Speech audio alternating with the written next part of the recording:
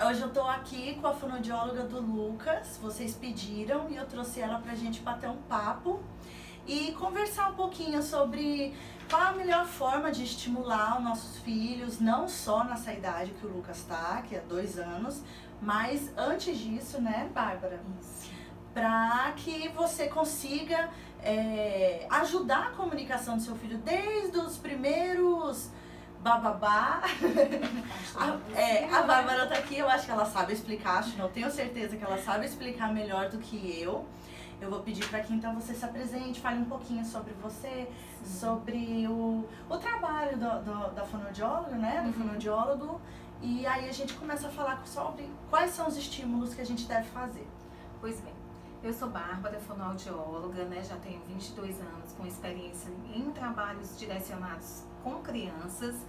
Me especializei nessa área, adoro o que faço e tive o prazer de acompanhar o Lucas aqui nesse processo da linguagem, da fala, né? E ter essa contribuição com essa família tão maravilhosa.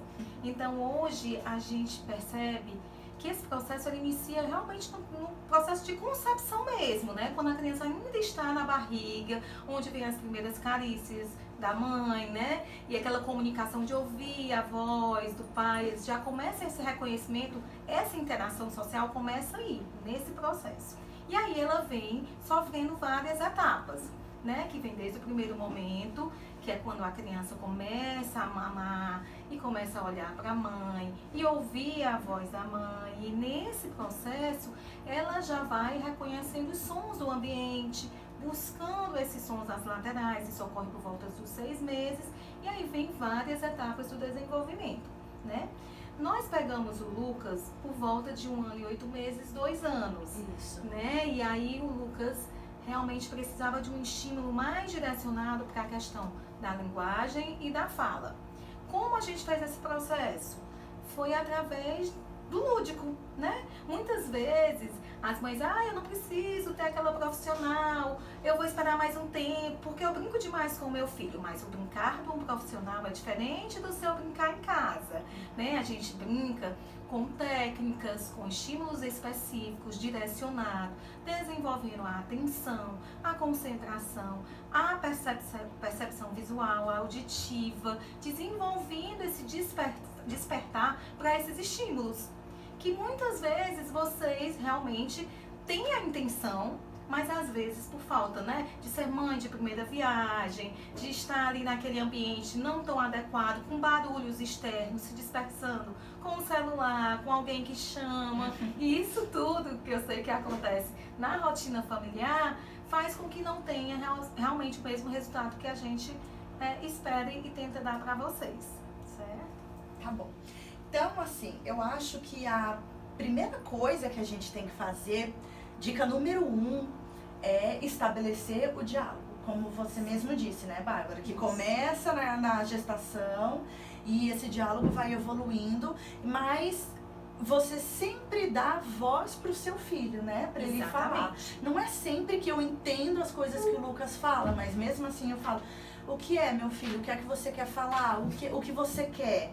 Né? Eu me abaixo a altura dele, eu olho nos olhos dele e deixo ele falar, né? Exatamente, essa comunicação, a intenção comunicativa, na verdade, ela começa desde quando a criança começa a olhar para você. Ela já olha com uma segurança de intenção, de manifestar os desejos e vontades, mas às vezes ela não sabe como nomear aquilo que ela quer, como organizar aquela ideia que ela quer passar para você. E aí ela nomeia de várias formas, com gestos, com expressões, com palavras que não estão dentro do contexto, né? E o que é que cabe à família e os profissionais que atendem essa criança e a escola, que também entra com um papel super importante na idade certa, né, Thaís?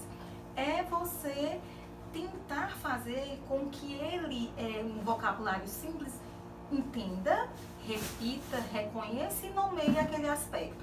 E aí você tenta realmente fazer com que o seu filho olhe para o movimento da sua boca, perceba a sua comunicação, que você use uma linguagem simples, que faça parte do cotidiano dele, né? Uma linguagem muito rebuscada, de coisas, de animais que ele nunca viu, né? Então não adianta você pedir para que seu filho repita esse animal se o que faz que ele vê mais é um cavalo, é um cachorro, é um gato, né? É as onomatopeias, é pedir para repetir o que esses animais fazem, qual é o barulhinho que ele faz, aonde ele vive, o que é que ele come. Aí você vai aos poucos introduzindo um vocabulário e enriquecendo todo esse processo.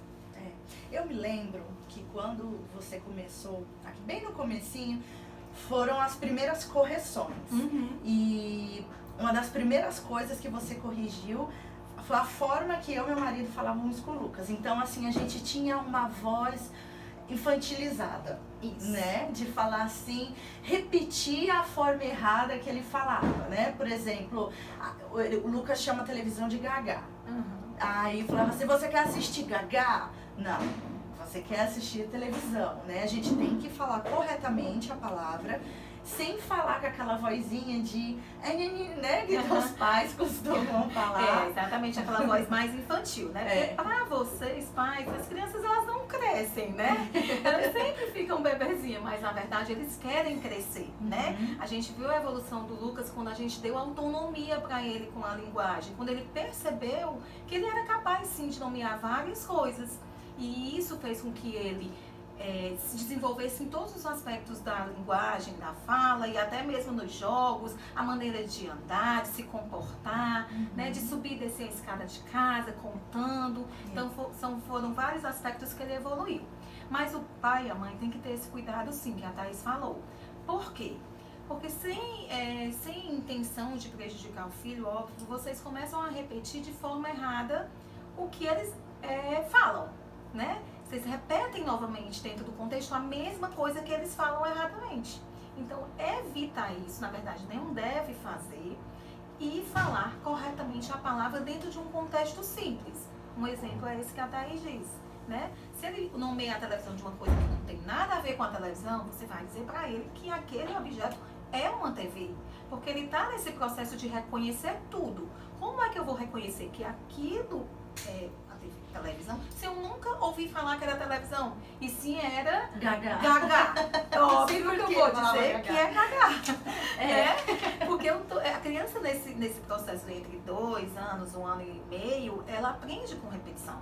Quanto mais ela ouvir, mais ela memoriza, mais ela aguça essa percepção, e aí faz com que, em um momento, ela fale algo próximo disso. E quando ela fizer falar algo próximo disso, você já pode ficar feliz, eufórico, né? E tentar de novo colocar as palavras dentro de um contexto.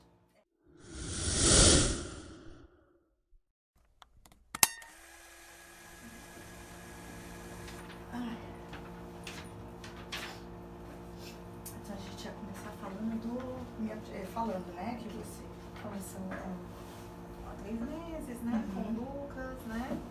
Então, uma fonoaudióloga do meu filho. Tá aparecendo só isso aqui, né? Não, tá o corpo todo. Sério, pé no chão? Pega, não? Não, né? Deixa Tá bem formal, tá bem espontâneo, Então bem vai. formal. Então tá. Ah, que eu também tô assim.